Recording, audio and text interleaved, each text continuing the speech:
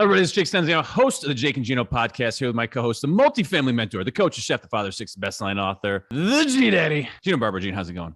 Stenzi, I'm doing great. How you doing, bro? Always making it happen, big man. Getting around Thanksgiving, raising that, couple 100,000 meals, bringing the pain, going on our way to 1 million for these kids. So feeling good about that. Yeah. And we got another giver on today's show. Today's guest is a best-selling author, keynote speaker, and ultramarathon competitor who likes to push the limits of success. His latest book, Aspire, shows you how to create your own reality, and even better, the proceeds go directly to his foundation, Caring House Project. So without further ado, Frank McKinney, welcome to the show. Guys, normally all these podcasts I do from my oceanfront treehouse office, which I wish I was there. I'd spin around, show your whole audience. I truly do live, work out of a treehouse. All 7 of my books I wrote from up there, and the houses we're going to talk about that I designed and built on the ocean, I do that up in the treehouse. But I'm on a book tour for my new book, Aspire, that just was released a little over a week ago. And I am coming to you from some hotel room in Flagstaff, Arizona. All right. So you get me fired up right now with the tree houses. I had a tree house when I was a kid. I grew up in the middle of nowhere. This was my kind of shit. So talk to me about the tree houses, and then ultimately a little bit about your background and how this rolled into the latest book, Aspire, because tree houses are just fun, dude. I want to hear more about them. Well, I'll tell you what, there's a chapter in my new book that talks about how creativity and ingenuity is what's rewarded in business today. And Jake, I hadn't written a book until I built that tree house. I've written 7 books in 6 genres. So it created this space that allowed me to draw out this creativity and this ingenuity. It's not just your average everyday treehouse. It's on the ocean. It's got 12 windows. It's got a bathroom, a sink, a shower, a king-size bed above my head, and a loft. But all of it is in 220 square feet. So it's just my mecca for everything creative. Listen, people that work for me, I closed my main office 15 years ago. So, people, the work at home thing, I had people doing that 15 years ago because, I want to create subtitle to my book, How to Create Your Own Reality. To do that, you can't surround yourself with negativity. When I built that treehouse, that positivity just flowed and flowed, and 7 books and 6 genres later, and some of the most beautiful houses you'll ever see in the world were designed right at my desk in the treehouse. Frank, let's go back to where you started. You're very similar to Jake. Both of you guys hated school. You didn't do great in school. How did you become successful? How did you get into real estate and, sell some of the most beautiful oceanfront homes out there? Well, it's not that I hated school. I just hated that school hated me. I would have loved state, but I'm a corn-fed country boy from Indiana. Listen, I grew up on a farm. I'm the oldest of 6. My dad worked at a bank. My mom was a school teacher. So 4 high schools in 4 years, 7 stints in juvenile detention, 1.8 GPA out of high school. I had no opportunities other than put myself on a plane with a one-way plane ticket and a $50 bill and land in Florida with everything I had on my back. And so I might believe in the welfare system and the entitlement systems that are out there, but I was really proud to have a job. The welfare mentality is a very toxic mentality. So I started digging sand traps on a golf course with a bunch of Haitians. I earned the nickname the White Haitian because I had a strong work ethic. I wasn't afraid at 18 years old to show up at 4 a.m. and do my job. Swore off all unhealthy vices and temptations by the time I was 21. I'm a lot less exciting than I look. I go to bed at 9. I get up at 4. Don't drink, smoke, do drugs, overeat, oversleep, gamble, womanize. I'm a nerd in sheep's clothing, says my wife. You look like a rocker. I'm just saying, you could be hanging out with like Tommy Lee and the boys. So, well, I was around affluence, Jake. Coming from Indiana and landing in Palm Beach, Lifestyles, the rich and famous was all over me, or MTV Cribs if you're a young person. And I wanted it, but how? No connections, no network, no funding, no education. I became a tennis instructor. After a maintenance worker, I was a tennis instructor. I taught rich people how to hit a better forehand and a backhand. And at the end of their tennis lesson, as a matter of fact, Jake, I didn't let them finish their tennis lesson. I made sure they were too tired to finish their tennis lesson. Bury that ass. Again, the purpose was to earn my PhD in entrepreneurship, my master's in real estate, by sitting them down, right, and asking them, how'd you get here? I did that over a 2-year span. And they told me, hey, I'm a 9-to-5er just like you. I happen to have done a little bit better with my real estate investments, Frank. That's where you need to be. Jake, I heard that story over and over again. Some real estate anecdotal ending to somebody who started 9 to 5 doing something else, doctor, lawyer, what have you, inventor. I bought my first crack house in 1987, not to smoke crack in it. I bought it to fix it up and flip it, made $7,000. didn't do a house worth more than $100,000 for 5 years. So in Gladwell's book, Malcolm Gladwell's book, Blank, it talks about to be an expert in anything, you got to put in 10,000 hours. I look back at my early career, and for 5 years, I didn't do a house worth more than 100 grand. I got good at the craft of real estate. In 92, I moved to the oceanfront, not physically, but my business, and I started buying houses on the beach, fixing them up, just like they were crack houses. But they had an extra zero on the acquisition price. 750 grand was the cost of my first house. By the way, I skipped from 100 grand to 2 million. There was nothing in between.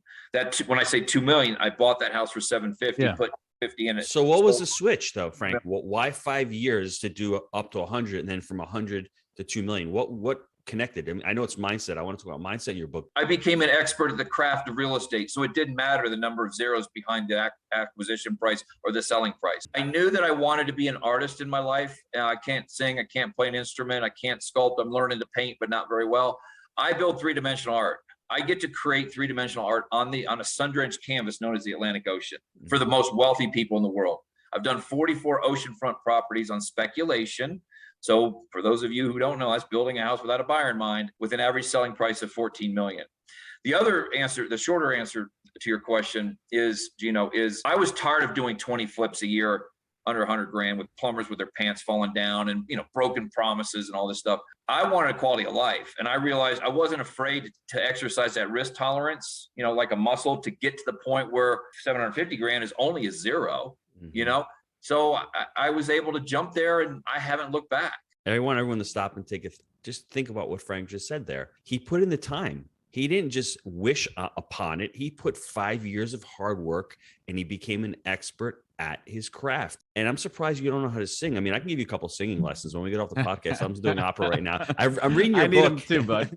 I'm reading your book. You know why? It's funny because you're saying in the book, we need to continue to reinvent ourselves. And my kids have started singing opera and I started singing. I didn't think I had a great voice at all. And it doesn't matter how you start, just do something, aspire to be something else. What inspired you to write the book, Aspire? Very simple. So 5 different genres before this genre: philosophy, real estate, young reader fantasy, spirituality, Christian romance.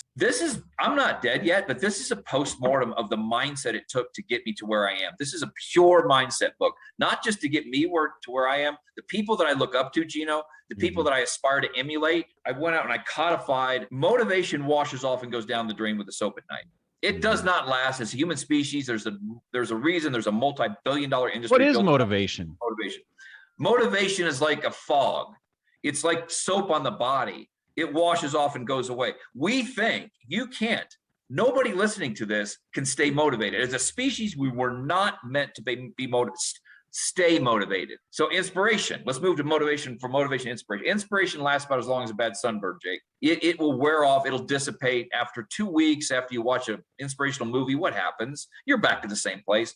What I realized through aspiration, I was able to create my own reality, alter my DNA, kill the person I was born to become the person I wanted to be. Let me ask you about that though, because for motivation, for me, I have a great partner there and I have an accountability partner. So I'm not motivated all the time. Do you lean on other people to help you with that motivation / inspiration / aspiration? So motivation and inspiration ignite aspiration. The book talks about identifying these aspirations like a Fabergé egg or a Hope diamond. It's sacred.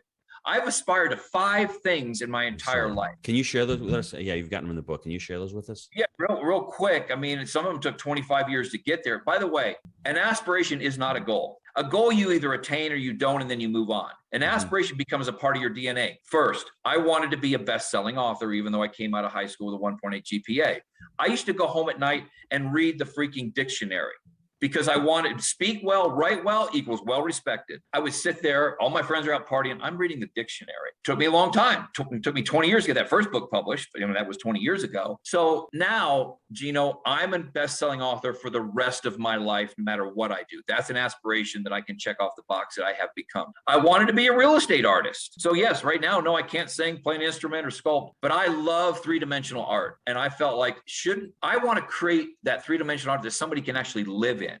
And it wasn't me that gave myself that title. It was the Wall Street Journal and USA Today that referred to me as a real estate artist. That's another aspiration. I aspired to run the toughest foot race in the world, according to National Geographic. I'd never heard the word ultramarathon in my life. I'd never even finished a marathon. Yet the Badwater Ultramarathon, according to National Geographic, is the toughest foot race in the world, 135 miles nonstop through the Death Valley Desert in July in 125-degree heat in the air. On the pavement, it's over 200 degrees. I've finished that race 7 times. Sounds uncomfortable.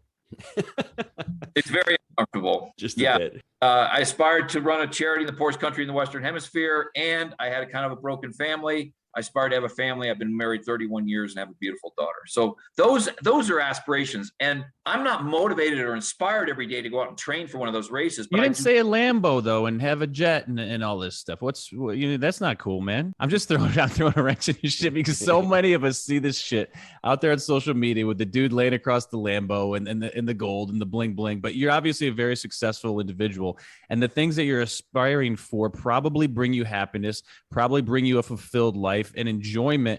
And I just want people to get clarity in their lives because so many of us may be aspiring for this shit, these trinkets and this crap. But ultimately, I think once you realize and you get to a point in your life where you can have that stuff, gang, that is not the end of the road. That is like the tip of the iceberg. Yeah. So I want to be clear for people because sometimes I think our alignment and clarity is not there. Let me tell you something. If you're younger and you're pursuing these type of things, and I've had all kind of cars. I mean, there's nothing wrong. Not hating either, by the way. I'm not hating. I'm just thinking they may be a little shallow once you get there. So let me give you this word of warning that the energy that you put in to pursuing those things will never be returned to you in the same intensity that you put into pursuing it.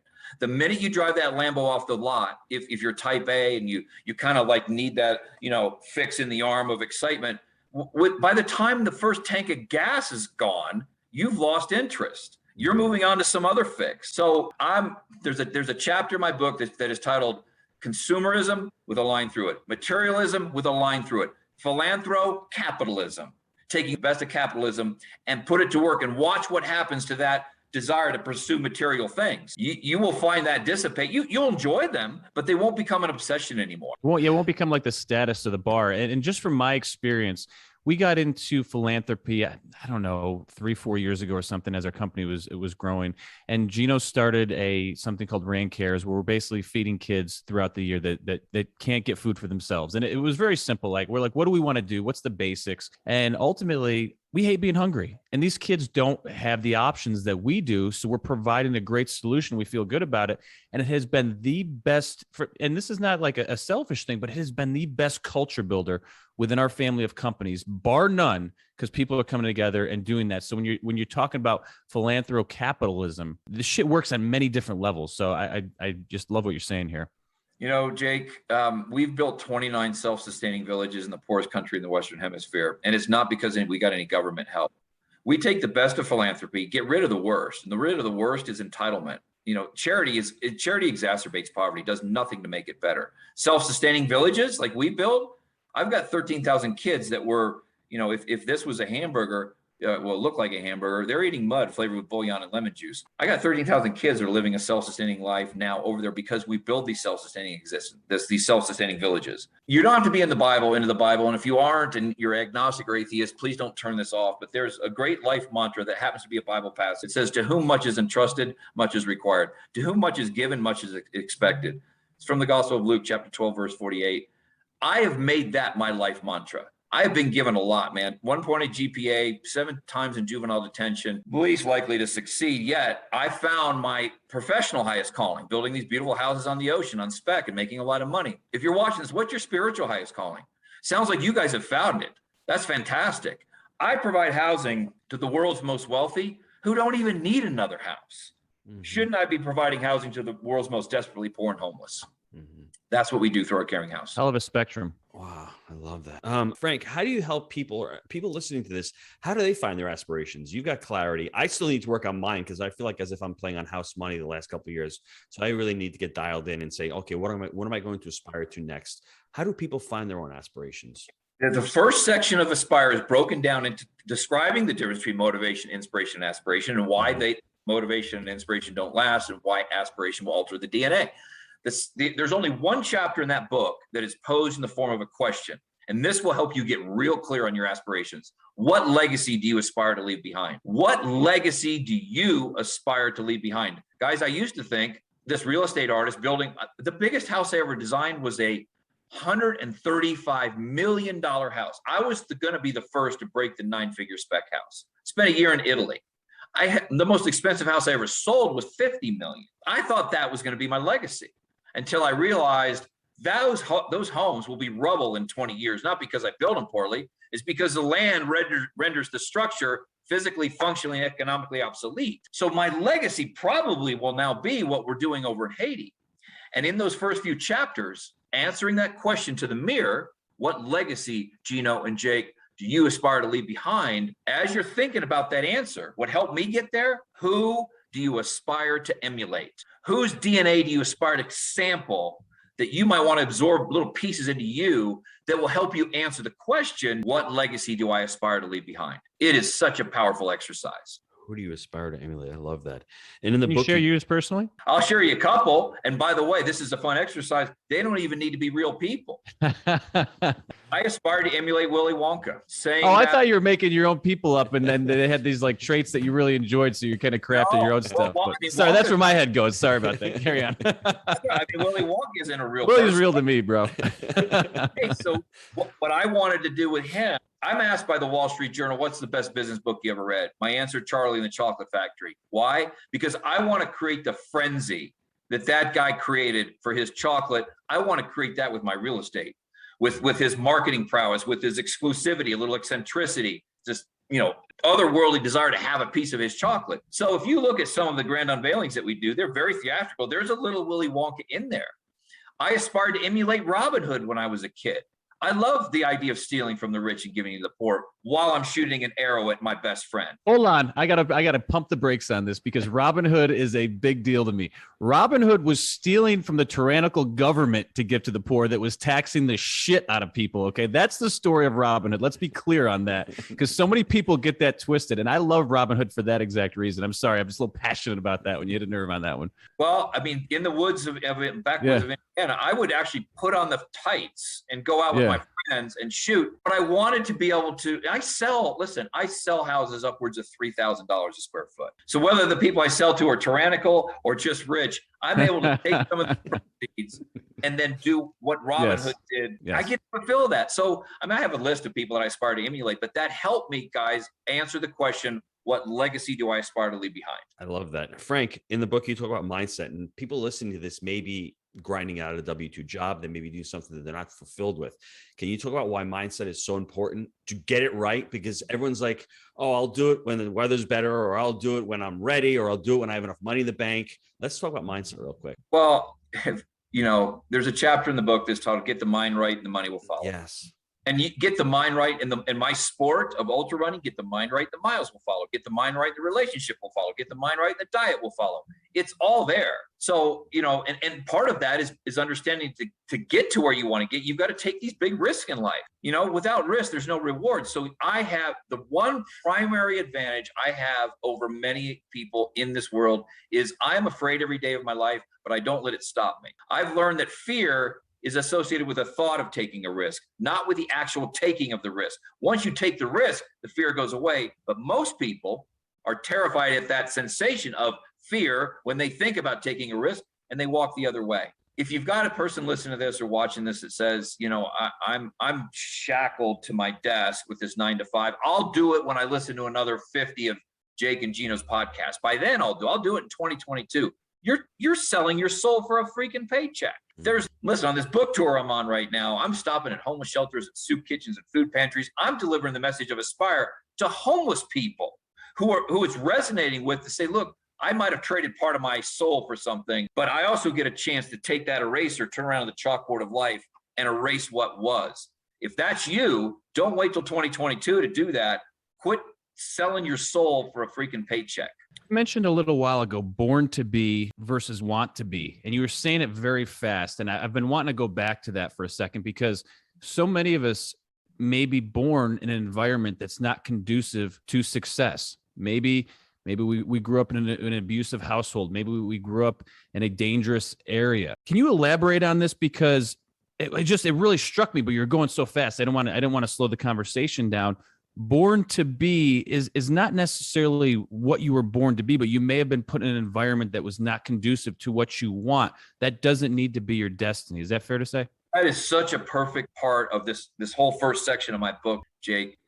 So I'm going to use that line again. The subtitle of my book is How to Create Your Own Reality and Alter Your DNA. Dumbing it down even further, in the movie Rocket Man, the story of Elton John's life. I'm not a big movie buff, but there was a line in that movie that I just said, and I'm going to repeat it. The manager puts his shoulders on Reginald Dwight, was Elton John's name. The manager puts his hand on Reginald's shoulders and says, looks right in his eyes and says, you got to kill the person you were born to become the person you want to be.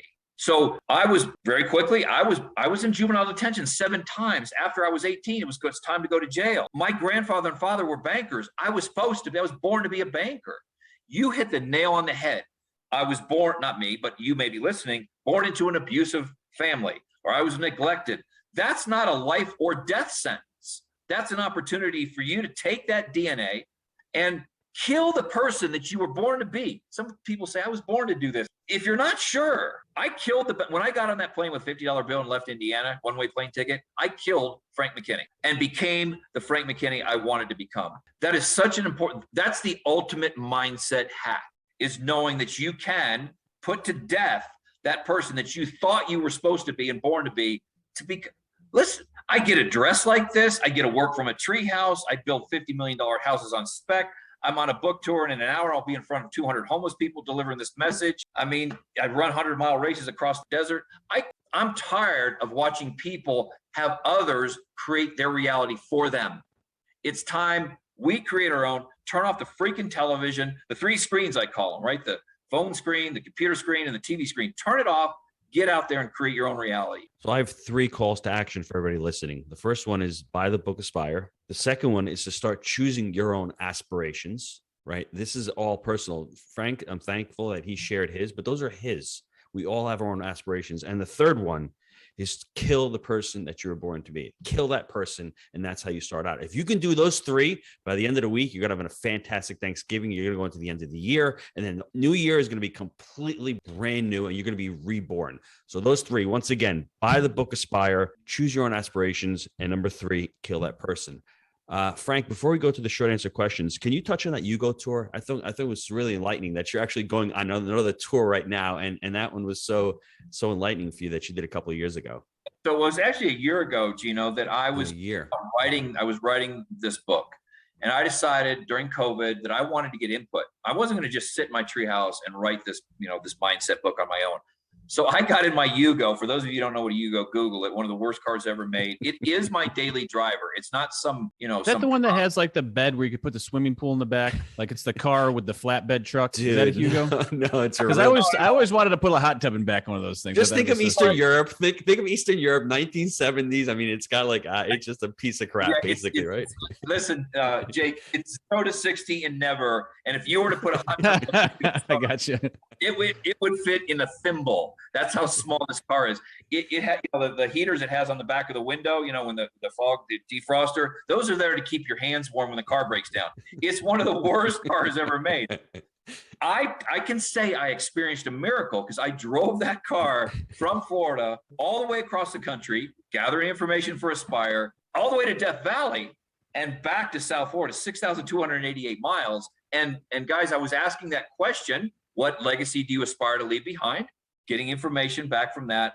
And I asked another question that is found at the very end of the book. If we get a chance to go to it, we'll bring it up. But my Yugo is still going strong. Not on this tour. I experienced a miracle once. I ain't pushing my luck again. Hey man, you got to watch out for your back, all right? But real quick, what did you learn? What did you learn on that tour? What was the enlightenment from that tour? I mean, obviously, you're reading the book. What came from it? I became so much more optimistic about the United States because it was the height of COVID. People were living in fear. They were so eager to come out from behind a mask in many of these places and share that legacy story or legacy, what they wanted their legacy to be. And I also asked them to share this Hebrews 13:2 story. Hebrews 13:2 very quickly says, be sure to show hospitality to strangers, for by doing so, some have shown hospitality to angels without knowing it. I asked that question. Oh my gosh, the answers I got. But when I got home, I had this renewed, and I was interviewing young people, 18-year-olds all the way up to 80-year-olds. I mean, we aren't as effed up as the media says we are. This country is there, man. I was so refreshed after that. I think it's a powerful statement. I completely agree with it. Let's take a quick time out here from our sponsor. Are you looking for ways to improve your life? Here at Jake and Gino, our mission is to empower students through financial education and the vehicle of multifamily investing. Yes, Jake. We agree that a person with financial intelligence can change the world for the better. We've created our proprietary 3-step framework, buy right, manage right, and finance right, that we teach to our community. This framework, along with education, our one-on-one mentorship, on-site boot camps, and the amazing community, has propelled our students to massive success. We've all been there. We've had so many students that have been able to shift their mindset, overcome limiting beliefs, and set a clear path to achieve their goals. Whether you're currently fixing and flipping, wholesaling, or buying single-family rentals, and you know that multifamily investing is the right vehicle for you, I encourage you to visit jakeandgino.com/apply to schedule your complimentary consultation with our team. And I want to let you know this isn't a high-pressure sales call. It's really just a discovery call to get to know each other better and see if we're a good fit for working together. And if for any reason we're not a good fit, our team has tons of resources we will share with you to help you along your journey. If you're ready to stop spinning your wheels, go to jakeandgino.com/apply and schedule your call now. All right, we're back. My boy, the big G daddy over there. And he always likes to say, think big, start small.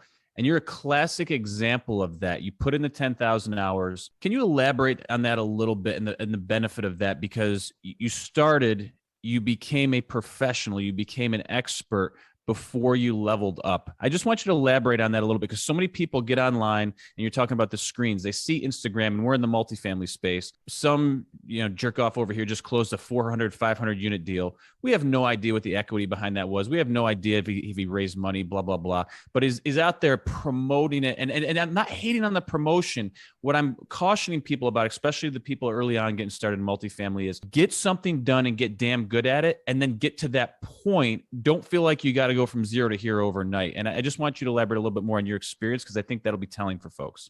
Very quickly, there is one page in Aspire. There's one graphic in Aspire. At the beginning of chapters, there's some pretty artwork, but one graphic, and it's a clock, 3, 6, 9, and 12. Mm-hmm. Yes.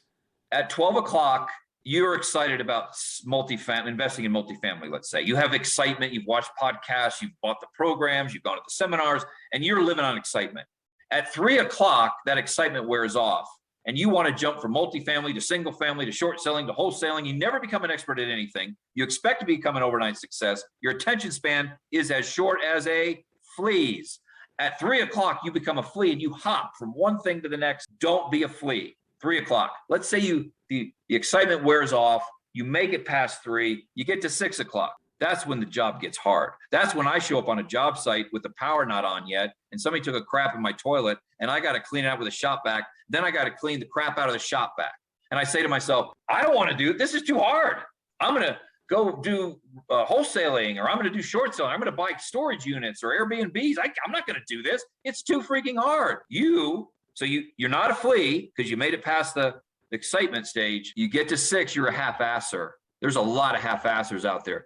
And in my book, if you've seen it, Gino, there's a picture of half of an ass, not a person's ass, but a donkey coming through the door because life gets too hard for you and you freaking quit.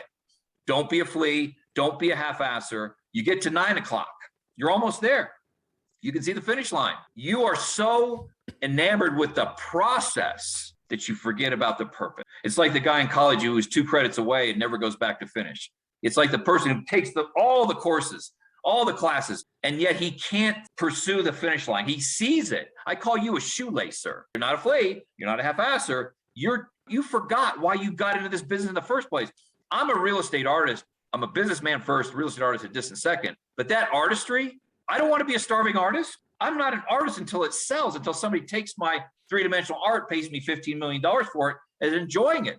I've been close to being a shoelacer because I get so involved in the process that there have been times I forgot about the purpose. Don't do that. Come back to 12. And Jake, what you are when you've done that, you've completed the circle, you're an executioner. That's the title of that chapter. Be an executioner in life. Be the Punisher, baby. So here's the deal. You're talking about aspire. You can choose the person that you want to be. Between aspiring and that person that you want to be is a boring ass multifamily vehicle. Okay. It's boring. Guys, multifamily is bleeping boring. I really want to start swearing right now, but it's boring as shit. It can get you to that life and that person that you want to be. And if you want to do philanthropy, whatever the case may be, but that shit is boring. So if you wake up hot and you're pumped, it's an amazing vehicle, but it's not super sexy, but it can get you to where you want to be if that's your vehicle. So you need to listen to what he's saying right now and have the staying power and the wherewithal to get to where you want to be in life, because it's not going to happen overnight. Don't be the flea. Don't be the shiny object. I see G-Dad chomping at the bit. You got to say something, man. I see you get ready to go here. When I read that chapter with Frank, it really dawned upon me why we become successful at Jake and Gino. When we started back in October of 2015, we wrote the book, and I was in my basement with you recording those videos with the heater there. It's 40 degrees with the chili, basement. And I had the Disney blanket on. I remember well. I'm like, what the hell are we doing here? Are we monetizing this? And for me, it was selfish gratification, because what Frank did for 2 years, I was doing it with Jake and Gino, interviewing amazing people, writing a book and learning. By 6 o'clock, I'm like, should I be doing this? I don't know what the hell I'm doing this for. For some reason, October 17, 18 comes along. We hire a salesperson in 18. Frank, you've met him, Josh. 9 o'clock comes, and I'm like, do I have the real clearness of what I'm doing here? Why am I doing this? And for me, it dawned on me that I wanted to create an amazing company. I wanted to leave an impact. I wanted to be a role model to my children. I wanted to really help people leave their job. And, the pain that they had working at a W-2 that I had in my life, really, I guess, sort of to aspire, but to create a community of like-minded individuals. And by the time 12 o'clock has come around, I have my true purpose now. And it's not about monetizing. It's about creating impact for others. And it's also selfish. I love doing this. I love getting emails from people saying, hey, you've changed my life. I love having these internal boot camps where every 2 months we get together with the students. And for me, it's gotten me through COVID, and I've learned so much and I've grown so much. So everyone should really read that book and think about it. When grinded it out though, Gino, you grinded it out and you stuck with it. 3 years, It was $0. And I was fortunate because I had a portfolio with Jake, and I was making enough money to create my passion and do what I love to do. But I also had my partner. But if I didn't have that clarity in why I was doing it, and if I didn't stick with it, we wouldn't be here right now. So I love that chapter. Thanks, Frank. Sure. Well, take the lunch pail approach to life. I talk about that in the book. Pack it in, show up every day, day in and day out. Listen, 97% of our days are spent pursuing the 3% extraordinarily golden moments in life. Do the math. That's about 10 days out of the year that are extraordinarily golden, that you're going to put 355 days of packing the lunch pail and showing up. Then eventually this aspiration that you've identified will present itself on a rare occasion, but you've got to be prepared for that. And unfortunately, today's attention spans, like when you guys are a little younger than me, but you all know the elevator pitch, the elevator speech. You get in the elevator on the first floor, you push 20, you got 20 floors to tell what you do. Nowadays, the elevator pitch has been modified to be, you and I, Gino, are on the 20th floor. We get into the cab, we push 1, and the cable breaks. You have that much time, the time it takes that cab to fall to the first floor to make your impression. That's how attention spans are short. So of course, in your copywriting, you're going to do that. In your post, you're going to do that. But don't allow that to permeate over into your lunch pail approach and showing up every day, day in and day out. And eventually you step back and say, whoa, I'm a real estate artist. Like it worked. Took me 20 years, but I made it. Yeah, and that's going to separate you from a lot of these jabronis out there that are not willing to put in the time and the work. So I think it's a competitive advantage for sure. I thought we were the jabronis. I am the jabroni. Okay. Hey, wow. All right. I've never heard that word. I'm going to use that today. I love that. That's the greatest word I ever heard. You just look at Jake and Gino. We're two jabronis. I mean, what? Jabroni show. This is awesome. Hey, I give my talk at the homeless shelter today. I want to say, don't be a jabroni. Jake said, don't be a jabroni. I was on with these couple of jabronis today, and I don't know what the hell they're talking about, but we had some fun. And don't be the jabroni out there. Yes. I love it. I love it. Hey, I love asking people their best habit for success. We have some really cool people like yourself on. I want to hear if there's anything that you could share with the folks that you do on a daily or weekly basis that has helped you. Two things. The first thing is I exercise my risk tolerance like a muscle. I'm constantly exercising my risk threshold to the point where it becomes a natural occurrence for me to consider doing a $50 million house. The biggest risk I ever took was leaving the tennis court. I was making $100,000 a year as a 19-year-old. I bought a Ferrari from what I don't say that to impress you, to impress upon you that I was making a good living as a tennis pro. Dude, a Ferrari at 19 is pretty sweet. I did. Yep. All from teaching tennis. I was teaching a woman who owned the dealership. So she made me a really good deal. But yeah, there was perfect. I got you. I had to pay for it, but I got a good deal. No Mrs. Robinson, right? Yeah. Right. Leaving that tennis court though, and that secure job, and buying that crack house and making $7,000 on it back in the day, that was a big risk. And I realized, so people that are listening to this, it's the thought, as I said, of taking a risk that induces fear. If you exercise your risk tolerance on a regular basis, you'll be able to take greater and greater risks. That is the most important thing I can impart upon you, is to take those risks, use that muscle, strengthen it, and then it will become second nature to go out and risk. Fortune favors the bold. Yeah, something like that. That's right. That is exactly right. Any tips for people starting to scale up their business? I think so many people, and I know from and this is why I asked, because from personal experience, that was a snafu. That was a stalled point for us when we were kind of growing without scaling properly and getting out over our skis. Any kind of advice for folks? I mean, I'm so over those words, scale up your business. I'm just going to, when it's time, you'll know. If all you're worried about is scaling up, you're not ready. I was thrilled for 5 years to be doing $100,000 houses. I had no aspiration to do oceanfront mansions. It was time, so that was a massive scale up, 100,000 to 2.2 million. But I didn't. Let me refine the question, because we may be missing here, because ours was a lack of systems and kind of professionaling up. And that's kind of where I'm getting, not necessarily scaling to grow. We were scaling and growing, but it was about the growth fueling without the focus and attention to the business development that was needed. And I think that's more specifically what I'm asking about, because that's what was tripping us up. We were growing, not for the sake of growing. I mean, it was awesome. We were loving it. But then we're like, oh shit, we don't have the processes in place here to create a well-oiled machine. And that's where we were getting tripped up. Okay. Thank you for the clarification. So a right brain, left brain. So I was brought up a left brainer. I was statistical, analytical. I was a banker. Took me a decade to wake up the right side of my brain. So now people, oh, you're a real estate artist, you're so creative. I toggle back and forth in nanoseconds between right brain and left brain. The people I look up to are able to do that. What I realized, and when you said the word systems, even though I'm an artist and I create these beautiful homes, I systemize as much as I can when I'm creating these homes. And I'm anal when it comes to that. Listen, you go through, I have a house that has 12 bathrooms in it. Every single toilet paper is folded to a perfect diamond tip point, and I'm the one folding them. So that's how detailed minded I am. Seriously. Yeah. You're tipping the TP in these houses. Going further, Jake. To this day. It's pretty gangster. I have taught people how to do it, but they can't do it as well as me. I was at the Ritz. He's got the I'm a mentality, Gino. Well, you make it $50 million in a house. I mean, you go do anything. Listen, I wish I should have brought a piece of toilet paper in the room. I was at the Ritz in Paris, not the Ritz-Carlton, the Ritz in Paris, France, on New Year's Eve 20 years ago. I went in the bathroom in my room. I got a real nice suite. And the way they folded that toilet paper, I couldn't get off the toilet. I was enthralled. I took it off. That's awesome. Took it off. I put it between the pages of a book. I took it home and I deconstructed how they folded it. And to this day, that's how every single one of my bathroom toilet paper is folded.